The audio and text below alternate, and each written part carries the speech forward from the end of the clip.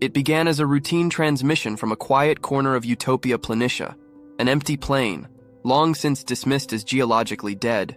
The Chinese rover Zhurong, dormant through the long Martian winter, had awakened again under a pale sunrise. Engineers expected dust readings, temperature logs, perhaps minor frost images. Instead, what streamed back through the Tianwen relay network made even the mission controllers fall silent. A pattern, an unnatural geometry, etched into the regolith itself. Not a formation carved by wind or ice, but something with sharp angular precision, symmetrical across multiple axes. The rover's navigation camera caught it by accident.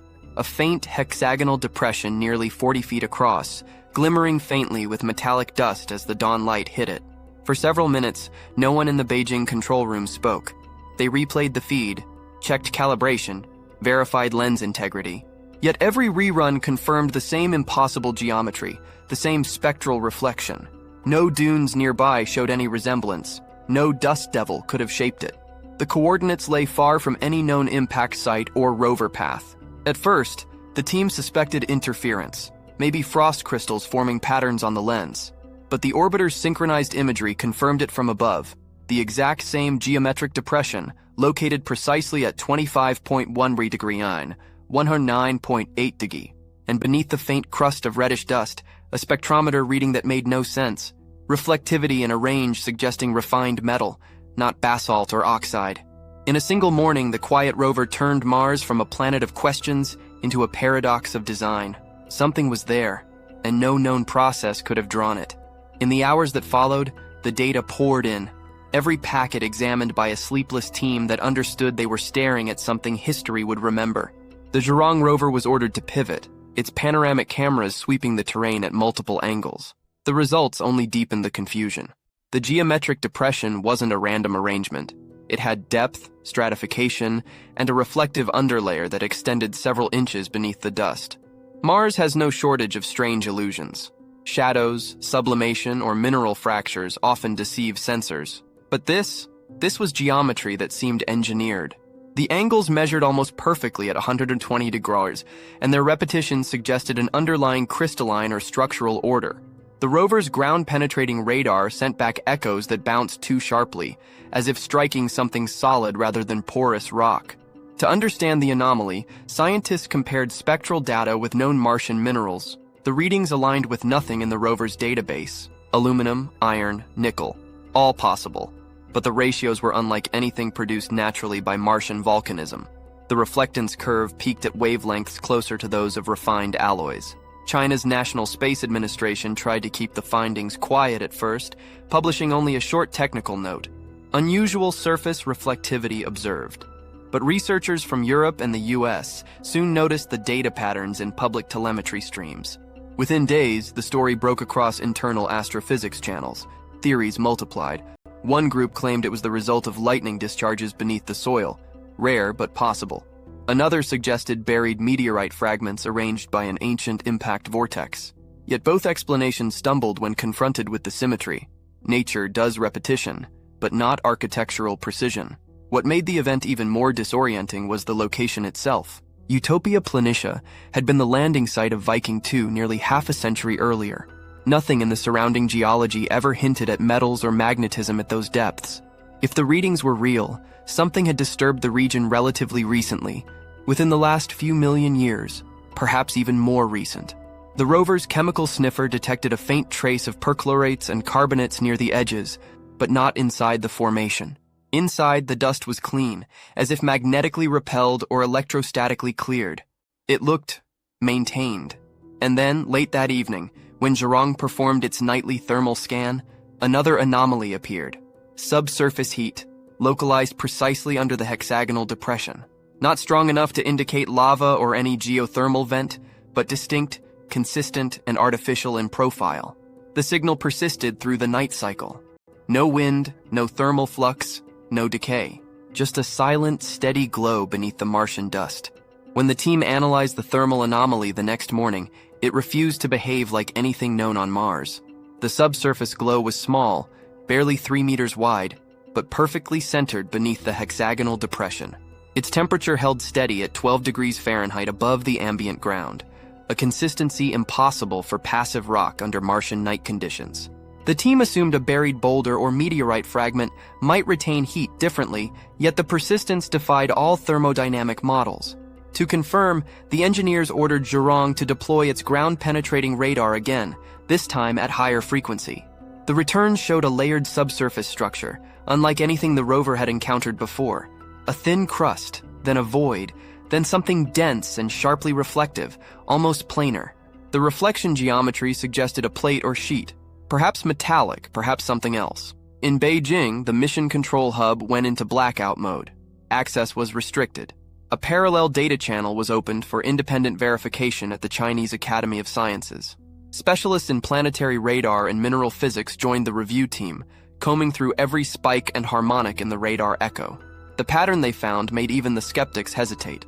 The echo intensity didn't fade gradually with depth. It oscillated, like the pulse of a layered interference. To the public, none of this was visible. The official log simply noted temporary data anomaly. But behind the scenes, debate raged. Some believed the anomaly could be the remnant of a buried ice cavity, layered with metallic salts. Others whispered that it resembled a compact object, something with edges too exact for chance. What tilted the scale toward the extraordinary was the secondary spectral data. The instrument measuring infrared reflectance caught something impossible, a brief polarization shift. That kind of light behavior required microstructures, organized arrays at microscopic scales, responding to sunlight like engineered material. On Earth, only metamaterials or certain nanostructured surfaces produced similar signatures. Word of the discovery inevitably leaked, first as rumor among research forums, then as a trickle of speculation across encrypted networks. Western observatories, already monitoring Zhurong's coordinates through Mars orbiters, redirected their instruments toward Utopia Planitia. Within a week, the European Mars Express and NASA's Mars Reconnaissance Orbiter confirmed a faint thermal hotspot matching China's hidden data. It wasn't as bright as first feared, but it was real, and it was stable. Something beneath the Martian soil was holding heat, shape, and symmetry. Not naturally, but intentionally. The realization struck the scientists in different ways. Some trembled with excitement. Others felt the old primal fear of discovering something you cannot categorize. What exactly was sleeping beneath that red dust? The breakthrough came when Zhurong's onboard spectrometer was commanded to perform a deeper elemental scan of the heat-emitting zone. The results, though limited by the rover's sensitivity, sent shockwaves through the review team. The instrument picked up traces of an alloy composition that matched nothing found in Martian meteorites or in known terrestrial production. The dominant signature was nickel, but alloyed with trace elements of titanium and an unidentified spectral residue that didn't fit any known atomic lattice. It wasn't alien proof, but it was something beyond the geological norms of Mars. By this stage, China's space agency could no longer contain the scientific curiosity boiling beneath the surface. A controlled leak to several planetary geologists triggered a frenzy of international scrutiny. Publicly, China denied any discovery of non-natural origin, but the data spoke for itself. One striking clue was discovered by Dr. Li Qiang, a materials scientist in Shanghai. He noticed that the reflective pattern of the depression matched the interference pattern one would expect from a structured metallic grid, specifically one embedded at a precise angular offset to sunlight incidence. It was, in essence, behaving like a designed reflector. Yet no rover had ever carried such material to that site, and no known meteorite could have delivered such a cleanly shaped reflective matrix. When the European Mars Express attempted a cross-polarimetric radar pass, the data came back distorted. For the first time, a localized radar shadow appeared around the hexagonal site, as if electromagnetic waves were being scattered or absorbed differently there. It wasn't a strong effect, but it was coherent, localized, circular, and sustained for over 30 seconds. Even skeptics, hardened by decades of illusory discoveries, began to question their assumptions. Something was there that interacted with light, heat, and radio differently from any natural mineral. Meanwhile, Zhurong's navigation software began experiencing spontaneous resets when approaching within a few feet of the depression. Engineers blamed magnetic interference, but the onboard magnetometer showed no spike in field intensity. It was as if the rover's electronic brain hesitated, just briefly, whenever it turned toward that precise point on the horizon. Across laboratories from Beijing to Pasadena, Scientists began simulating how such a geometry could form naturally. None of the models fit. Wind couldn't shape that. Crystallization couldn't maintain such scale. Impact shock couldn't generate hexagonal uniformity over tens of feet. Every rule that Mars had obeyed until now was quietly unraveling. And then, late in the fourth sol of analysis, Zhurong's camera caught something no one could explain. A brief glint from beneath the dust, like a reflection responding to the sky itself. The image was fleeting, only 2 frames long, yet it changed everything. The glint appeared as the Martian sun hovered low on the horizon, scattering through thin veils of airborne dust. It was too sharp to be ice, too steady to be a pixel flare. When engineers magnified the footage, they found something shocking. A faint, linear groove running from the center of the hexagonal depression outward, perfectly aligned with true north. That single detail transformed the anomaly from curiosity to enigma. Alignment in planetary geology is rare. Natural features don't orient themselves toward magnetic poles or rotational axes, and yet this structure, buried for who knows how long, seemed to be precisely oriented. Infrared data confirmed the groove's temperature matched the heat signature below, as if the two were part of the same continuous system. The thermal energy wasn't spreading randomly, it was channeling through a narrow, directed path. That implied purpose, or at least design-like coherence. By now, NASA and ESA scientists had unofficially joined the investigation. The data, though encrypted, was being mirrored through independent orbital analyses. The Mars Reconnaissance Orbiter's high-rise camera, operating at its maximum resolution, managed to image the same location days later. It captured a subtle difference, a slight rise, less than an inch, in the central region that hadn't been there before. It was as though the Martian soil had moved. Was it sublimation? Thermal expansion? A dust crust collapsing into a hollow void? Every hypothesis was tested.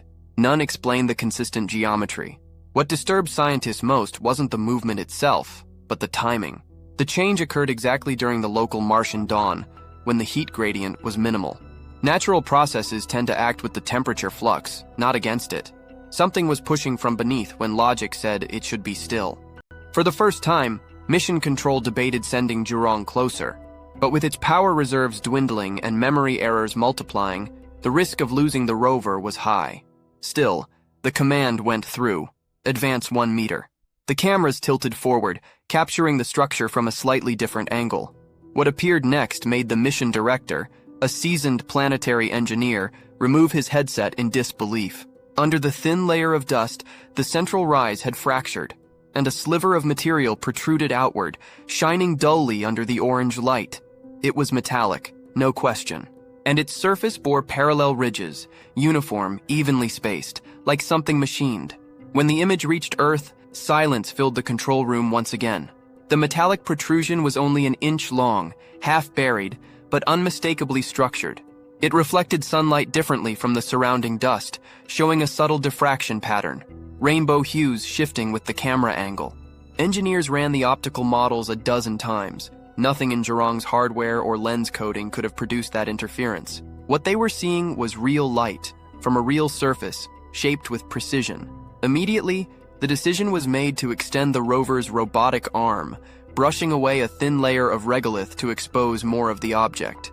As the actuator moved, a faint static charge rippled through its sensors. Brief, harmless, but enough to trigger an automatic diagnostic pause. Mars had done that before, electrostatic discharges caused by fine dust, but never with such intensity. Still, the team pressed forward. The brush cleared an area roughly a foot across. Beneath the loose soil, the structure revealed itself. A curved surface, smooth as glass, interrupted by those same parallel ridges. The color wasn't silver or gray, but a muted bronze with a hint of iridescence, like oxidized titanium. The shape extended into the ground, curving away too sharply for a natural boulder. Data from the alpha particle spectrometer confirmed the nightmare. An alloy ratio with trace elements of chromium and an unidentified peak, an element that didn't match any known on the periodic table. Analysts suspected contamination or sensor malfunction, but even the backup readings repeated the anomaly. Across the world, observatories went quiet. No one could publish yet. The Chinese government placed a communication hold, labeling the data in review. Yet leaks found their way into encrypted physics circles. For a brief window, humanity stared at a photograph that defied its own understanding of planetary history. Could it be an ancient meteorite core, reshaped by eons of erosion? Possibly. But that theory collapsed when radar imaging showed the buried structure extended symmetrically for at least 20 feet beneath the surface, with a curvature consistent with an engineered shell. The object, whatever it was, wasn't random debris. Even more unnerving, the subsurface heat signature intensified that night, its emission line shifting upward by nearly 2 degrees. Something beneath was warming, reacting, or waking. The signal pulsed once, a perfect oscillation across the rover's thermal sensors. Then it stopped. And in the moment of silence that followed, the Zhurong rover's transmission feed cut out, abruptly, completely, and without error code. For 31 minutes, Earth heard nothing from Zhurong. No telemetry, no heartbeat ping, just the void. In Beijing, engineers stared at the downlink monitors, waiting for a carrier signal that refused to return. On the other side of the world, deep space networks tried to reacquire contact. It was as if the rover had vanished mid-transmission. No fade, no static, no gradual drop in voltage. Just a hard silence. When communication finally resumed, it wasn't the same.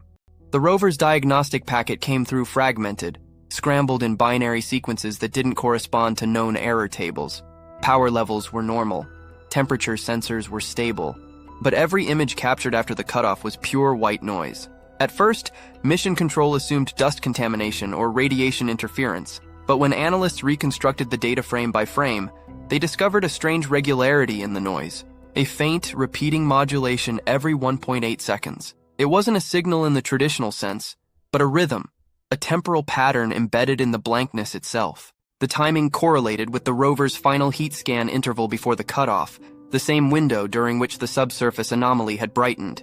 Something, in that brief moment, had synchronized with Zhurong's electronics. Whether it was a glitch or an interaction, no one could say. In a closed session weeks later, the Chinese Academy of Sciences reviewed all mission data, from radar sweeps to particle spectrometry.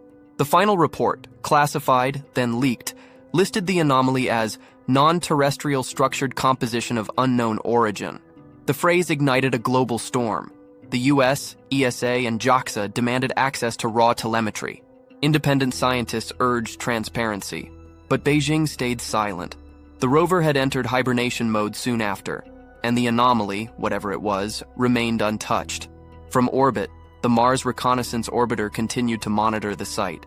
Its infrared camera detected no further heat, no new movement, only the faint shadow of the hexagonal depression slowly fading under layers of drifting dust. Mars was reclaiming its secret. Yet a few months later, as winter descended again over Utopia Planitia, a new thermal point flickered within the same coordinates, smaller, fainter, but perfectly circular. It lasted only a few minutes before vanishing again. Scientists could not explain it. Engineers refused to speculate. But those who had studied the initial data in silence began to share a single haunting thought. Maybe Zhurong hadn't malfunctioned. Maybe it had simply touched something that wasn't ready to be found. And whatever it was, it might not have been the first. Months have passed since the last whisper from Zhurong, and yet its shadow lingers, an echo across science and philosophy alike. Mars has returned to its quiet red monotony, but somewhere beneath that cold dust, a question still glows unseen. If the data are real, if those ridges and alloys exist as recorded, then the story of Mars, and perhaps of life itself, will have to be rewritten from the ground up. For centuries, we've looked at that planet as a mirror of our own past, a dead world frozen in silence. But silence, as this discovery suggests, doesn't always mean absence. Sometimes it hides intention. Sometimes it conceals what we're not yet ready to understand. When I look at those last coordinates, 25.1 Degian, 109, Urigisi, I imagine the rover sitting motionless beneath a thin Martian dawn, its solar panels glazed with frost, its arm extended toward the unknown. Humanity's smallest emissary reaching out across time, brushing the dust from something that shouldn't exist. Whether it was a geological marvel, a natural anomaly, or a remnant of something beyond our grasp, it reminded us of the oldest truth in exploration. The universe never behaves according to our expectations. Perhaps that's the real discovery. Not what lies buried on Mars, but how it forces us to confront the boundaries of our own understanding. What if the next time we uncover something beneath that red horizon, it isn't silent at all? Do you believe Mars is finished telling its story, or has it only just begun?